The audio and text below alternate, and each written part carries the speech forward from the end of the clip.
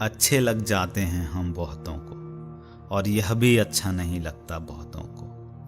कड़वी बात है कि अक्सर हम जिनकी सलामती की दुआ करते हैं वही लोग हमारी बर्बादी के ख्वाब देख रहे होते हैं। हमेशा अच्छे कर्म कीजिए, क्योंकि कर्मों से ही तो इंसान की पहचान होती है, वरना अच्छे कपड़े तो बेजुबान पुतलों को भी पहनाए जाते हैं।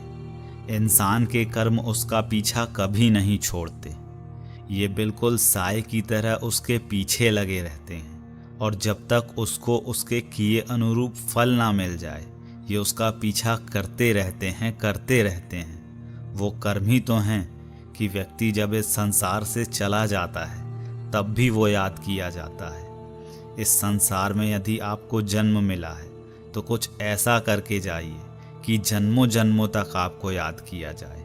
एक कहावत है, मुझे यकीन है कि आपने इसे ज़रूर सुना होगा, फिर भी मैं उन सभी के लिए कह दूं जिन्होंने शायद कभी ना सुना हो, कि इंसान के द्वारा कमाए गए पैसों का लाभ वो उठा पाए या ना उठा पाए, लेकिन उसके द्वारा किए गए कर्मों का भुगतान उसे स्वयं ही करना पड़ता है।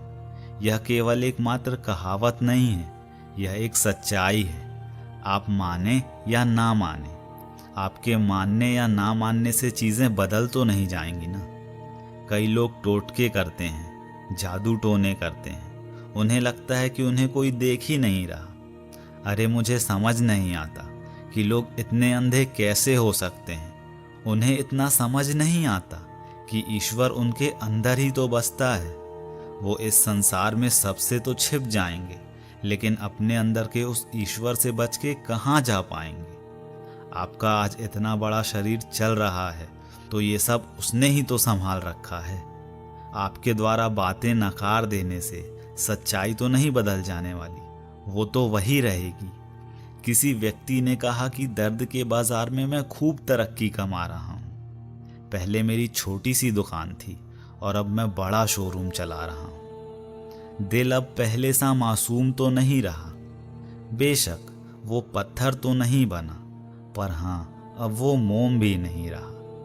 आपका असली मुकाबला केवल अपने आप से है।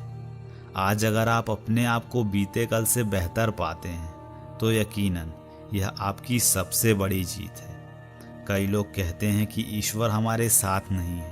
हम कितनी मेहनत तो करते हैं फिर भी उसका परिणाम हमारे अनुरूप नहीं मिलता।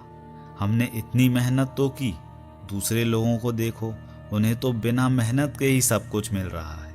हमारी तो किस्मत ही खराब है। तो एक बात जान लीजिए कि ईश्वर किसी का दुश्मन नहीं है। वो आपको, मुझको, बल्कि हम सभी को एक समान नज़रों से ही देखता है।